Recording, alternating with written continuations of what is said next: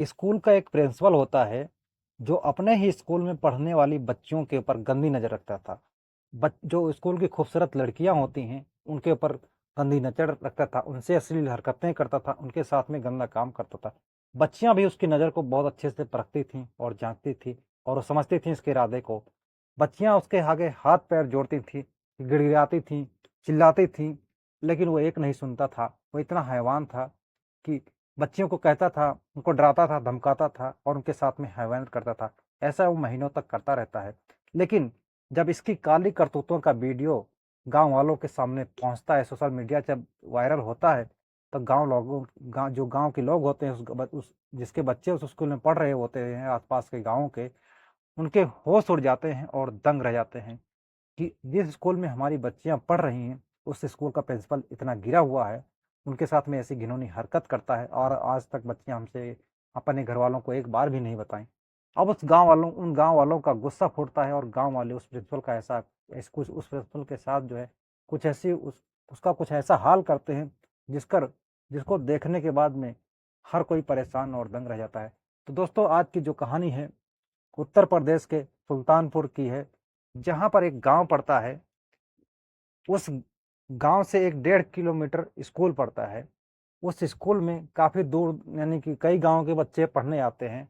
उस स्कूल में पढ़ने वाली एक 9 साल की लड़की, वो 15 साल की लड़की होती है, 9वीं कक्षा 9 में पढ़ती है।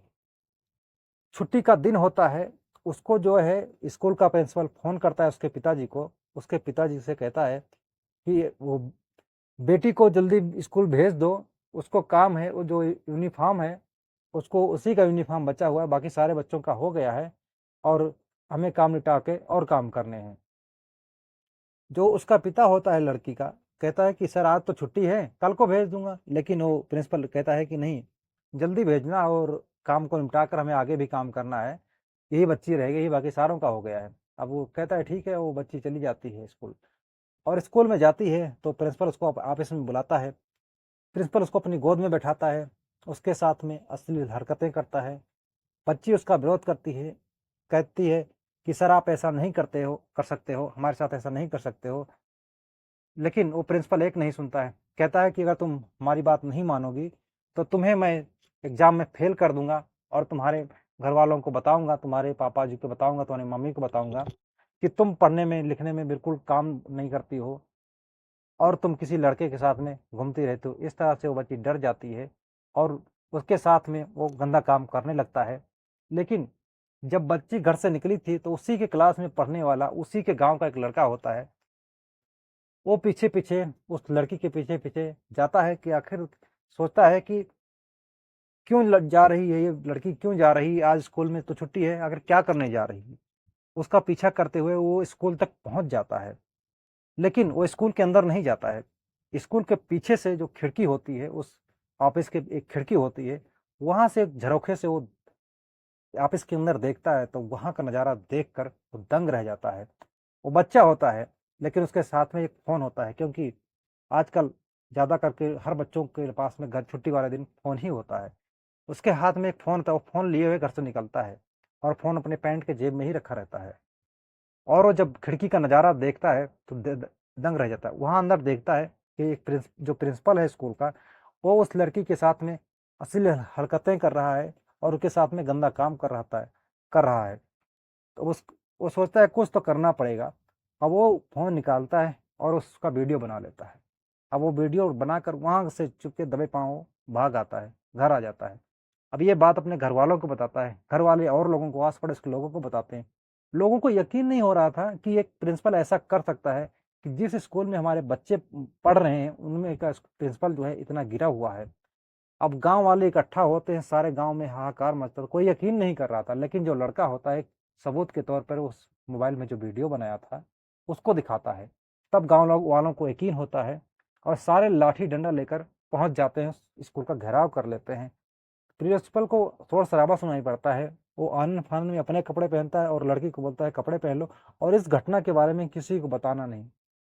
लड़की डर जाती है और किसी को नहीं बताती है। लेकिन तभी जो गाँव के लोग होते हैं, वो सोचते हैं इसको पकड़ लेते हैं प्रिंसिपल को और वहीं मारना कूटना काफ़ी सारी पिटाई करते हैं। इसके बाद में उसको बांध दिया जाता है, फिर से उसको कैद कर लिया जाता है। अब गांव में पंचायत बैठाई जाती है। पंचायत बैठाने के बाद में कोई निष्कर्ष नहीं निकलता। एक दिन अब रात भर वो भूखा प्यासा रहता है। इस तरह से वो कई दिन बीत जाते हैं, कई पंचायतें बैठती हैं, लेकिन कोई निष्कर्ष नहीं निकलता है। एक दिन जो वहाँ का थाना होता है, उस थाने में को सूचना मिल जाती है कि इस स्कूल का जो प्रिंसिपल है, उस स्कूल में पढ़ने वाली बच्चों के साथ में इस तरह से किसी एक लड़की के साथ में रेप किया। और इतना जब सूचना मिलती है तो जो वहाँ की पुलिस टीम होती है थाने की, एसएचओ वगैरह जो होते हैं, अपनी टीम के साथ वहाँ उस गांव में पहुंचते हैं जहाँ पर उस प्रिंसिपल को कैद करके रखा गया होता है।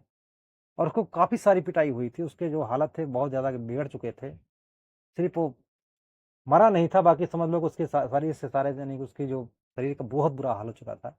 पुलिस उसको ले जाकर उससे पूछताछ करती थे और कहती, जो प्रिंसिपल होता है पुलिस को देखते रोने लगता है, गिड़गिड़ाने लगता है, उनके पाँव पकड़ लेता है। कहता है साहब मैंने कुछ नहीं किया है, ये सब में झूठे फंसा के हमें बहुत मारा है, इस तरह से वो कहता है। लेकिन पुलिस उसको गिरफ्तार कर लेती है और साथ में लड़की का मेडिकल कराने के लिए लड़की को मेडिकल के लिए ले जाती है। उसका मेडिकल कराया जाता है, उसकी काउंसलिंग कराई जाती है क्योंकि लड़की नाबालिग होती है। उसकी काउंसलिंग कराई जाती है। जब मेडिकल रिपोर्ट सामने आती है तो पुलिस के होश उड़ जाते हैं।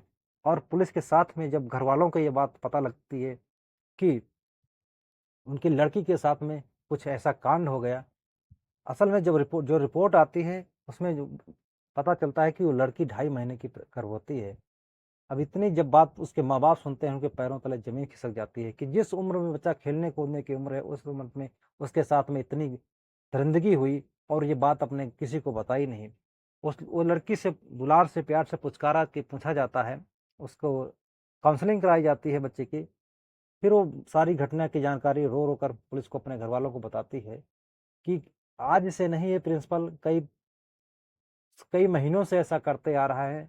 एक दिन स्कूल में कोई बच्चा नहीं था, मुझे बुलाया था और मुझे बताया था और मेरे साथ में गंदी हरकत किया था। मैंने कहा था, बहुत रोई थी, बहुत हाथ जोड़ी थी, लेकिन एक नहीं सुना था और मेरे साथ में ऐसी हरकत किया था और ऐसा काम किया था। तब से ये जब इसका मौका मिलता है तब इस तरह से वो गंदी हरकत करता है और गंदा काम करता है।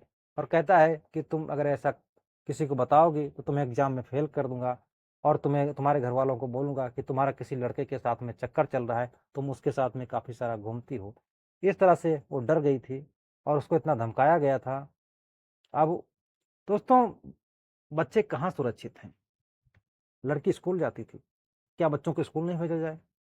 भेजा जाना। अब स्कूल भेजकर वहाँ बच्चे सुरक्षित नहीं तो कहाँ सुरक्षित है? आप अपने आप से सवाल पूछिए। उस स्कूल के प्रधानाचार्य को क्या सज़ा मिलनी चाहिए? उसको तो फांसी की सज़ा भी कम है। उसको तो ज़िंदा ही जला देना चाहिए, उसको ज़िंदा ही दफ़ना देना चाहिए। इस तरह से उसको ऐसी सज़ा, जिस तरह से वो बच्ची तड़प रही थी, उसको ऐसे तड़पा-तड़पा कर मारना चाहिए। यानी कि उसको जितनी भी सज़ा मिले उतना ही कम है। तो दोस्तों, कहानी सुनाने का उद्देश्य किसी की भावनाओं को ठेस पहुँचाना नहीं, किसी को आहत करना नहीं, बल्कि समाज में घट रही घटनाओं के प्रति आप लोगों को जागरूक करना है। और दोस्तों, उस बच्ची का जो होता है गर्भपात कब हो सकता है? जब कोर्ट से मंजूरी मिलेगी, कोर्ट मंजूरी देगी। ये बहुत लंबा प्रोसेस हो जाता है। लेकिन क्या वो बच्ची पहले जैसे अपने आप को जितना, वो हमेशा के लिए टूट जाते हैं इससे, जब किसी बच्चे के साथ में ऐसी घटना घट जाती है तो कभी अपनी ज़िंदगी में उस हादसे को भुला नहीं पाते हैं। तो दोस्तों, जागरूक रहिए, सतर्क रहिए, सावधान रहिए और अपने बच्चों को उनसे हर दुख तकलीफ को पूछते रहिए कि उनके साथ में कोई किसी तरह से कोई तंग परेशान तो नहीं करता है। उनको अपने आपके प्यार की ज़रूरत है और आप प्यार से पूछेंगे तो बच्चे हर कोई जानकारी अपने माँ-बाप को दे देते हैं। तो दोस्तों, आप लोगों की अब बच्चों के पेरेंट्स की ज़िम्मेदारी बनती है कि वो अपने बच्चों के साथ प्रति केयरफुल रहें और उनकी अपनी ज़िम्मेदारियों को समझें। दोस्तों, मिलते हैं और एक किसी सच्ची कहानी के